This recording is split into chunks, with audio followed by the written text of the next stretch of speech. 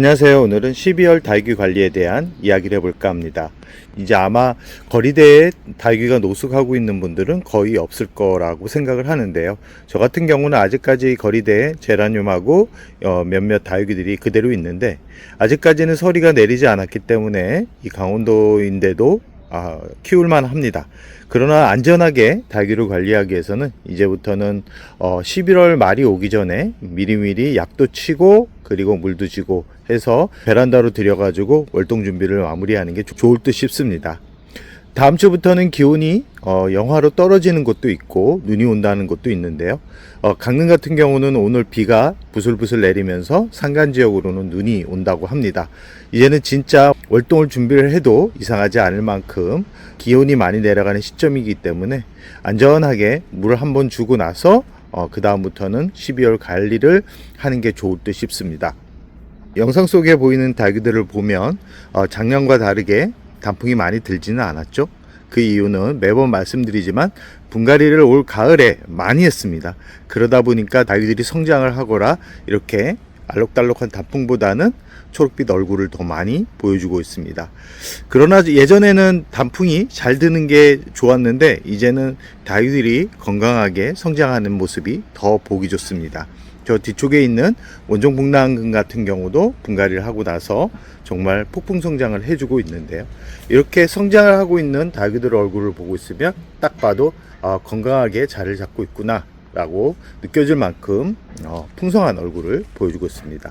이 원종북랑금이나 방울북랑금 같은 경우는 겨울에 성장을 하는 그런 달귀들입니다. 보통 봄, 가을에 성장을 하는데 이렇게 원종북랑금이나 방울북랑금 같은 경우는 기온이 낮아지는 동용종에 가까운 그런 식물이기 때문에 아마 12월 중순까지는 이렇게 폭풍 성장을 하고 있는 모습을 보다가 2월에 잠시 주춤, 3월부터 다시 성장을 하는 그런 달귀라고 할 수 있습니다. 아직까지는 단풍이 들지 않아 가지고 초록빛 얼굴이 더 강하지만 이렇게 잎끝이 붉게 물들어가면서 서서히 성장을 할 거고요.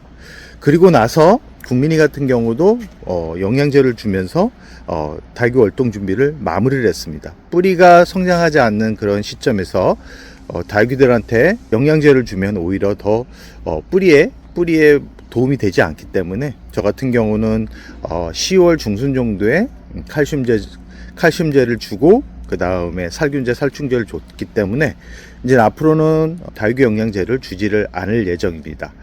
이제부터는 12월 월동 준비를 하려고 하는데요. 12월 월동 준비 같은 경우는 기본적으로 얘네들이 영하로 떨어지지 않게 온도 유지를 해야 되는데 달귀 자체가 겨울에도 잘 버티는 그런 식물이기 때문에 영상 5도로만 떨어지지 않는다 그러면 베란다에서 굳이 따로 해줄 게 없습니다. 단 물을 줄 때는 일반 성장기 때처럼 물을 주게 되다 보면 뿌리가 냉해를 입어가지고 제대로 성장도 못하고 겨울에는 큰 문제가 보이지 않는데 기온이 높아지면서 병든 뿌리가 더 진행되면서 무름병이 오면서 폭삭 주저앉는 그런 상황이 될 수 있습니다. 그래서 겨울 같은 경우는 달귀가 성장을 하게 만드는 게 아니라 잘 쉴 수 있게 환경을 만들어 주는 게 좋은데요. 모든 달귀가 겨울에 강한 건 아닙니다. 가끔 냉해를 잘 입는 달귀들이 있는데 보통 냉해를 잘 입는 달귀들 같은 경우는 이렇게 잎이 살짝 얇은 그런 품종들이고요. 그리고 라울 같은 경우도 냉해를 잘 입지만 라울은 또 냉해를 입었다 그래가지고 잘 주저앉는 그런 달귀는 아닙니다. 보통 겨울은 춥긴 하지만 달귀들이 얼을 정도는 아닌데요. 가끔 2월 같은 경우는 기온이 갑작스럽게 내려가면서 잎이 어는 그런 증상들이 보일 때도 있습니다. 그럴 때는 온도가 높은 곳으로 이동을 시켜버리면 달귀 자체를 살릴 수 없기 때문에 온도를 한 2, 3도 높은 곳에 화분 위치만 살짝 바꿔줘도 얼었던 잎이 자연스럽게 돌아가기 때문에 냉해를 입었다고 너무 걱정할 필요성은 없습니다. 12월 같은 경우는 겨울에는 물을 많이 주면 안 됩니다. 많이 주게 되면 뿌리가 화분 속에 습도가 오랫동안 남아 있어 가지고 뿌리 성장에 도움이 되지 않습니다. 보통 달귀가 겨울에 잠을 잔다 그러지만 1월 전까지는 조금씩 성장을 합니다. 뿌리가 성장을 하는 게 아니라 잎에 물을 담기 때문에 더 크게 보이는 것 뿐이지 왕성하게 성장을 하지 않는다라는 거 꼭 기억해 두시기 바랍니다. 그리고 베란다로 들을 때는 창가 근처에 너무 붙여버리면 창가에서 올라오는 냉해로 인해서 잎이 상처를 입게 되는 경우가 있기 때문에 햇살이 잘 들어온다 그래도 창가에서 너무 붙이지 말고, 화분도 바닥에 그냥 놓지 말고 나무를 재단해 가지고 그 위에도 올려놓거나 아니면 종이 같은 거를 밑에 깔고, 특히 신문지를 구할 수 있으면 신문지를 이용해도 아주 좋습니다. 바닥에 깐 다음에 그 위에 화분을 올려놓게 되면, 특히 물을 주고 난 다음에는 수분을 빨아들이는 그런 효과가 있기 때문에 신문을 이용해 가지고 바닥에 잘 유치시킨다 그러면 아마 바닥에서 올라오는 냉기로부터 닭이 뿌리를 보호할 수 있다라고 생각을 합니다.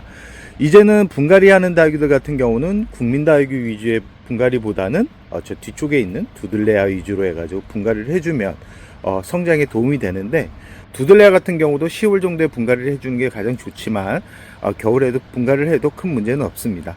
그러나 분갈이 할 때 뿌리를 너무 많이 건드리게 되면 두들레아 또한 몸살을 하기 때문에 화분을 살짝 큰 걸 쓰고 새흙을 보충해 준다라는 정도에서 마무리를 한다 그러면 아마 두들레아 같은 경우도 건강하게 자리를 잡을 겁니다.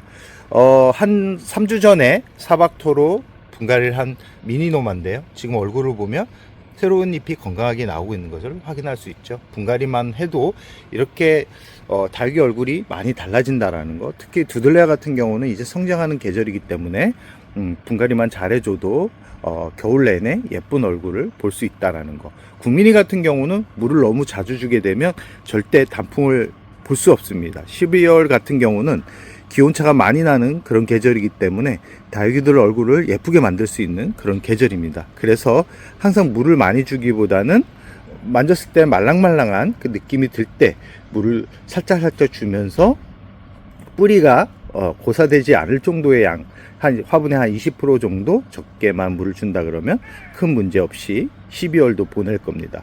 12월은 크게 해줄 게 없습니다. 물만 굶기지 않고 가끔 너무 건조하게 키우면 깍지벌레가 생기는데, 깍지벌레 같은 경우는 성장기에는 약을 치면 되는데 이 성장하지 않을 때 3일 간격으로 총 3번 약을 쳐주면 뿌리에 문제가 될 가능성이 높기 때문에, 그럴 때는 물티슈를 이용해 가지고 닦아주면서 봄이 올 때까지 더 퍼지지 않게 만들어 주는 게 좋습니다. 특히 표면에 검은 흔적들이 보인다 그러면 수시로 닦아줘 가지고 곰팡이가 생기지 않게 관리를 하는 게 중요하다라는 말씀을 드리면서 오늘의 영상을 여기서 마무리할까 합니다.